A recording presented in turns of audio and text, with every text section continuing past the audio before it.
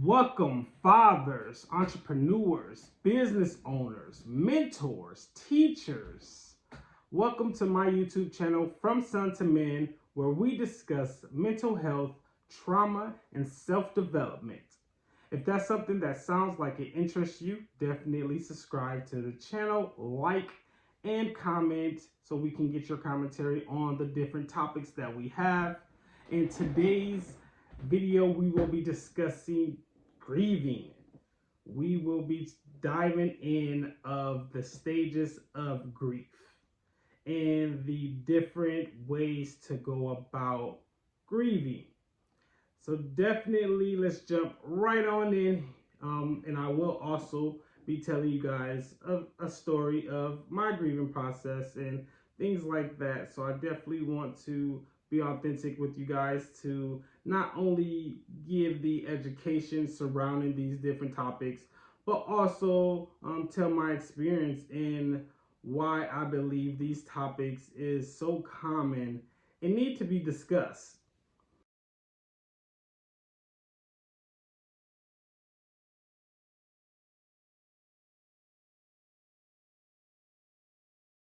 So let's jump right on in.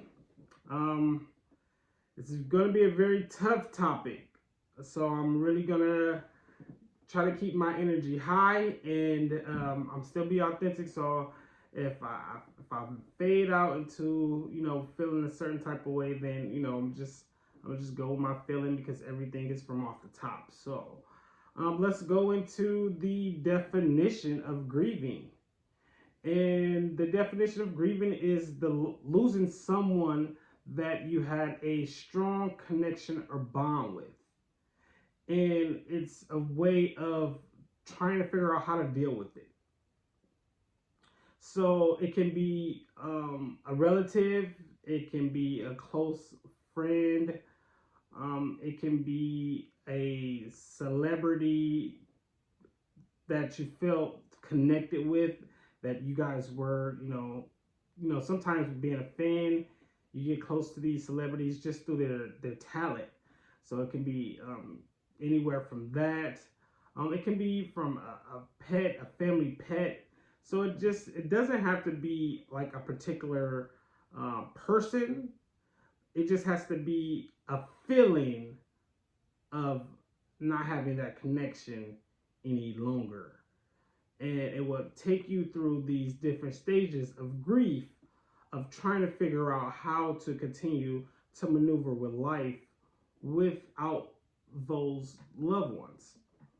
And so there's 5 different stages of grief. And so the first stage of grief is the denial stage. And with the denial stage, it's you not wanting to believe what has happened, not wanting to accept that the loved one is no longer there. So you'll say things like, this is not true. I don't believe this. This is not happening. Things like that, because it makes you feel like you're not giving your, like you're protecting your feelings in your heart. So it's like a coping mechanism that you go through to make sure you don't break down from hearing the news or suffering the loss. And the second stage is anger. So once you go through the denial stage, and then once you actually come to grips, like, okay, this is actually happening, this has happened, I'm going through it, and then you start being upset about either the way it happened or just not knowing all the logistics behind of what happened, and just different things that makes you angry. It can be a lot of the times when someone passes in families, it could be like the blame game, blaming other people, or just really hurt from the overall situation where it has you lashing out and not really grasping um, the acceptance of the loss, the tragic loss. And then the third one is bargaining. Now, bargaining is when you feel like maybe I should have done this, or what if I would have done this, or how can I fix it?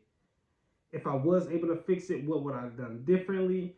It's a way of you believing that something else could have been done. And so it allows more anger. It's just more built up anger because when you are trying to bargain, since you haven't accepted, it makes it unrealistic in a sense, or irrational, because you're not thinking with a clear mind. It's kind of clouded. And the fourth stage is the depression. Now, depression stage is the one that can really take control, completely control over you, and it's maybe the one of the longest stages throughout the 5 stages that affects you the most and the longest. And with depression, it's just you get into a mindset that you don't want to eat, you can't sleep, or you may be eating too much or sleeping too much. And you don't want to be around people, you don't want to do anything. It's just you're not fully yourself, and it's just a sad stage of loneliness.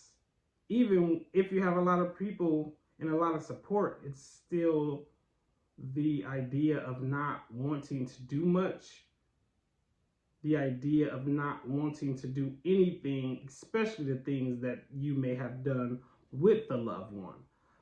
So that can be really depressing, trying to figure out how to continue life without that loved one. And the final stage is acceptance. Acceptance is the fifth stage of grieving.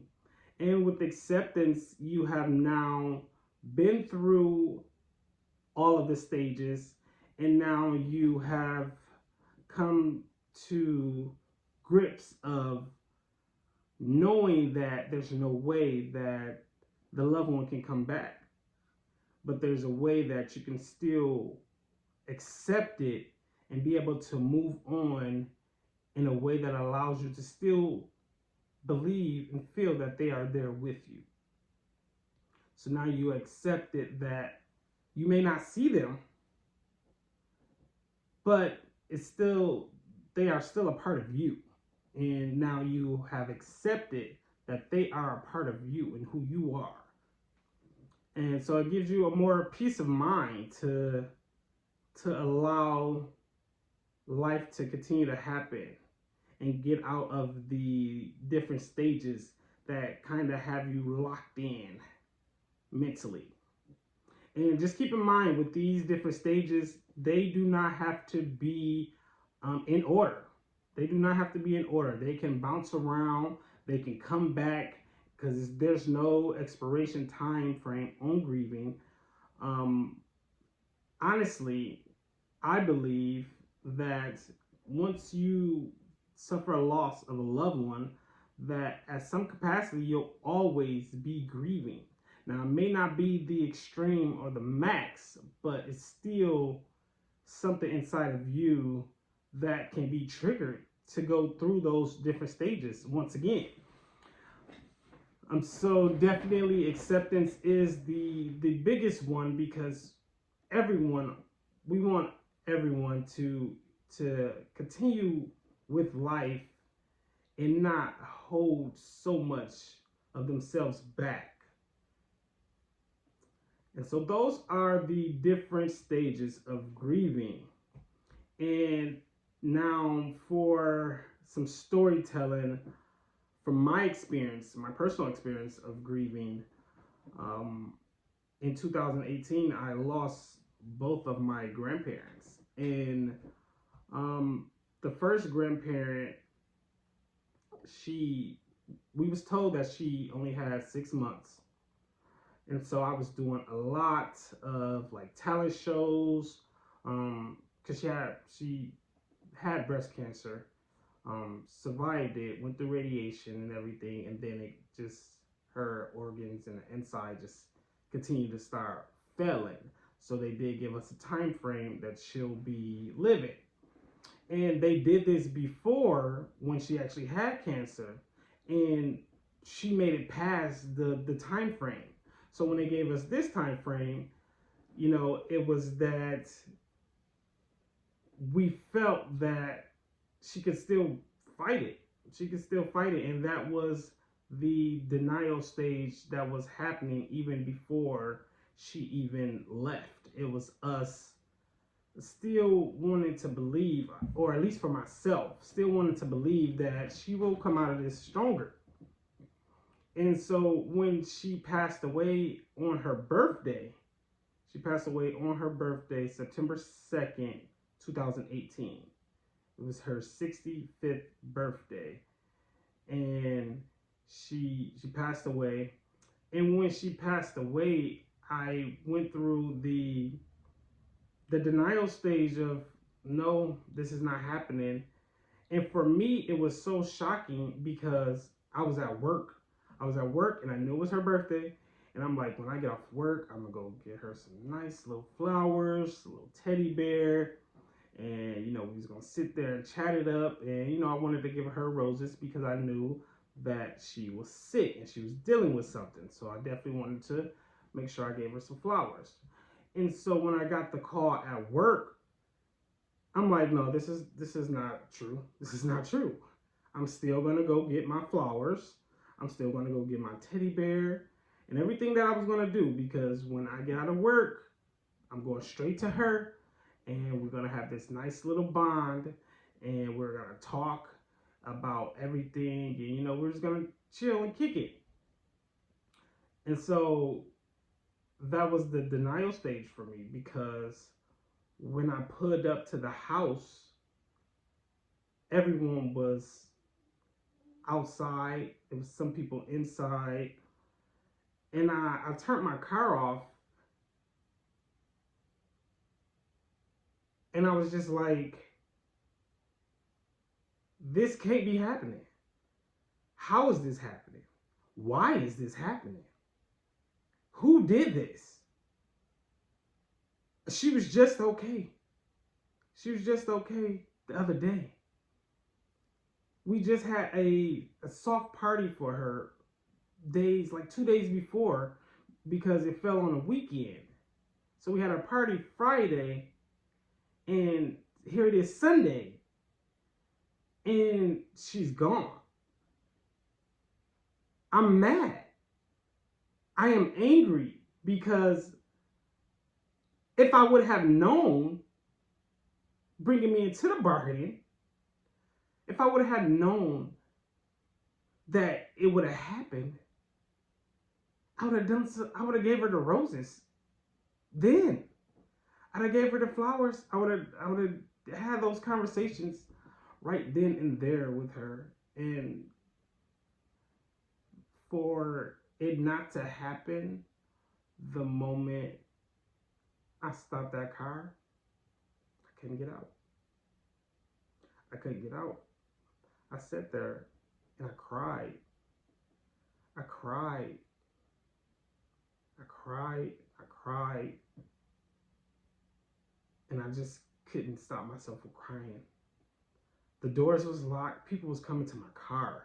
Like, Shannon, get out. You gotta say your last words. You gotta, you need to see her. You gotta see her before they take her. And I didn't want to get out the car. I didn't even want to let them in. I was crushed. I was so crushed that I couldn't do it. I couldn't do it. I couldn't do it at all. I did end up about an hour or so later, I did end up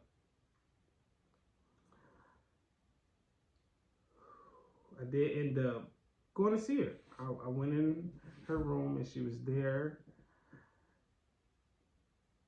and it was just so shocking. It was so shocking. I just laid on her. I just laid on her and told her that I love her, that I'll always miss her, and that I'll make sure she continue to live on through every moment matters always. And it was hurtful. It was really hurtful. Just carrying her to the car that they put them in, because she was at a home hospice, and so we had to carry her to the car. This was gonna be our last time. See you later, Granny Boo. Happy birthday, Granny. So it's gonna be our last time actually even seeing her, and it had to be one of the toughest times of my life. It had to be one of the toughest times of my family's life. And from there, it went to depression. It went into the depression stage. And with the depression stage, I changed. I was at 2018, before she passed away, I was weighing about 170. And it's been 3 years, because we're in 2021. It's been 3 years, and I am up to 205. And I gained the first 30 pounds within 6 months. Within 6 months of her passing, I gained 30 pounds. That next year, I didn't want to really go nowhere. I just wanted to eat. See, it went from me not having an appetite to having a huge appetite. I wasn't big on drinking alcohol, and that's all I did.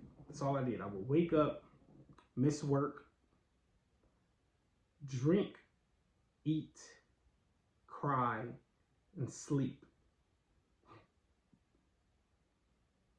Wake up, eat, drink, cry, sleep. It's repetitive. And it just kept growing and growing while missing work.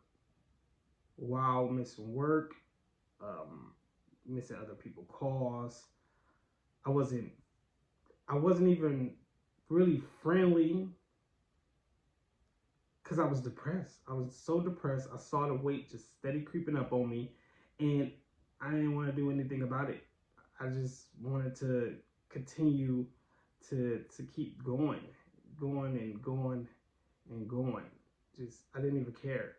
And then it got me to the point that I was losing friends and family members in my life, because I was to a point that I didn't care about losing anything else.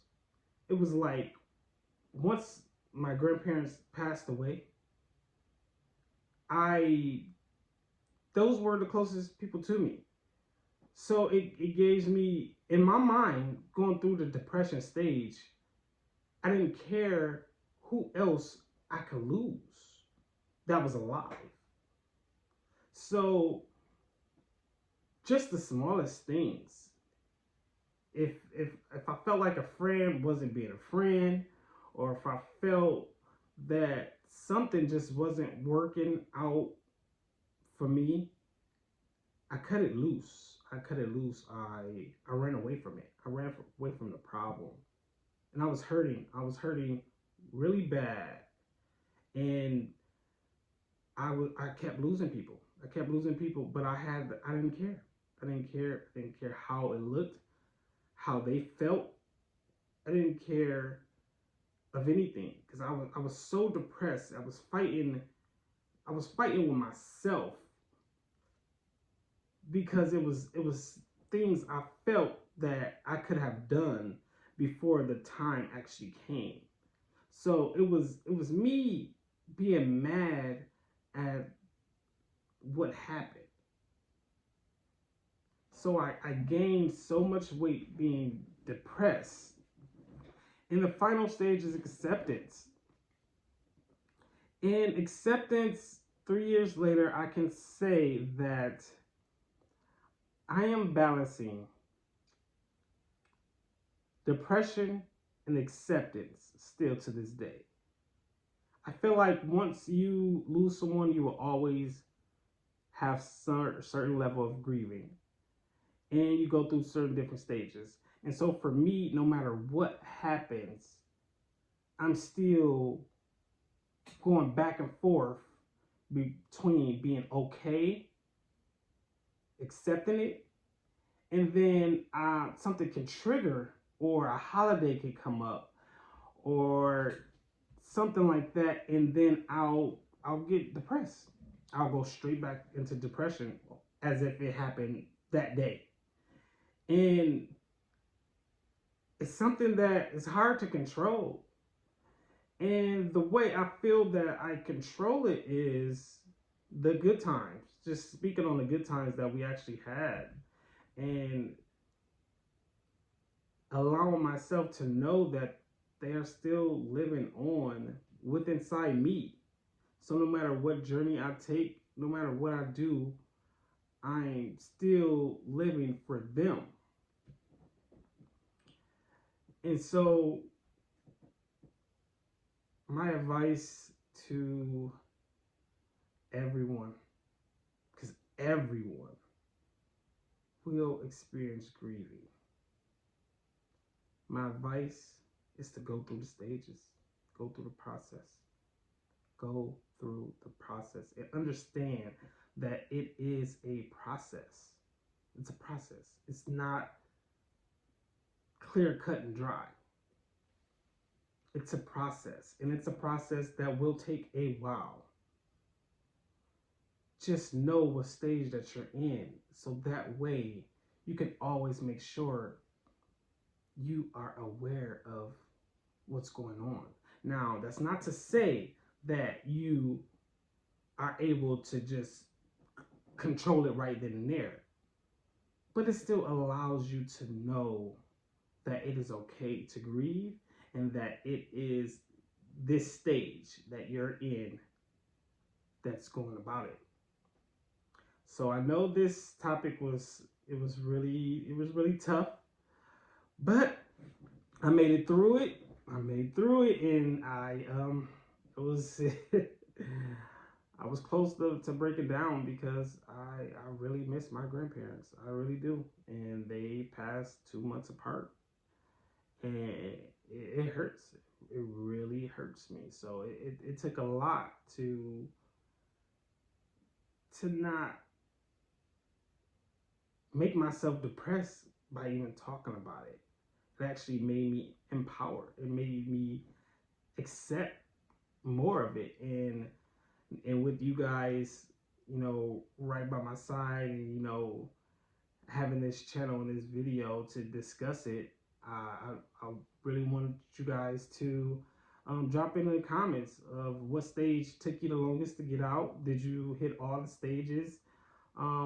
What do you feel, or how do you get to a next stage, or what it took you to get to a next stage? Just having that dialogue to know that we're all human, and we love and miss our loved ones, and that's okay. That is okay. Thank you guys for taking the time to look at this video, and I hope you guys learned something from this video. If you did, again, just like and subscribe to the channel. Make sure you hit the bell. That way you can get notifications of videos that we have been dropping or are going to drop. I just want to thank you guys. This was tough for me, but we made it through it. So thank you guys again, from son to man.